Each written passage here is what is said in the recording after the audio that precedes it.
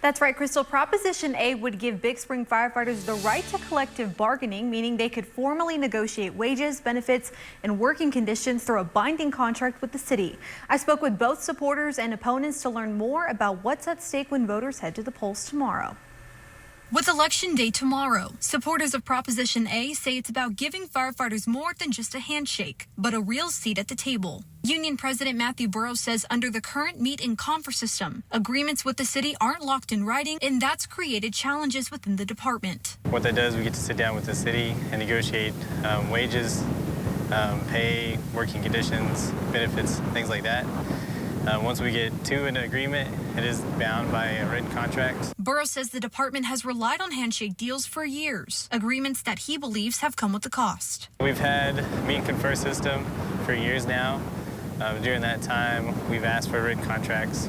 We only get a handshake agreement. During that time, we've lost 23 firemen. A station has been closed down, and a new ambulance service has come into town. We don't want huge raises, new stations, anything like that. We want men.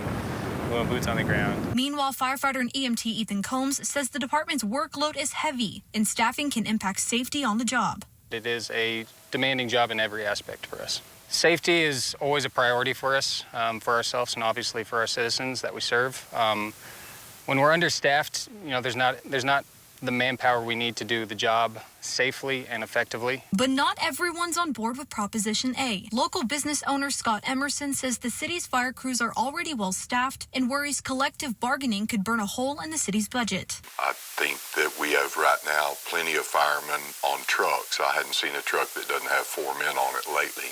And it's not a standard or a rule, it's a recommendation. Emerson adds an alternative solution could come from the county. The county is trying to pass an ESD, an emergency service district now. If they would go ahead and pass one, put it on the next ballot in May for EMS, then the EMS could be part of an ESD. And then we have enough firefighters right now for 4 men a truck. Former Mayor Shannon Thompson supports firefighters' efforts, emphasizing safety for both crews and the community. They're asking for staffing and safety, both for them and for the public, because a better staffed fire department, a properly staffed fire department, is safer for them and safer for us. It's your decision, but whatever you do, please go vote. Big Spring voters can cast their ballots at one of 3 locations: Ryan Hall Event Venue, the Dorothy Garrett Coliseum, or Sand Springs Baptist Church. Polls will be open from 7 a.m. to 7 p.m. tomorrow. Crystal?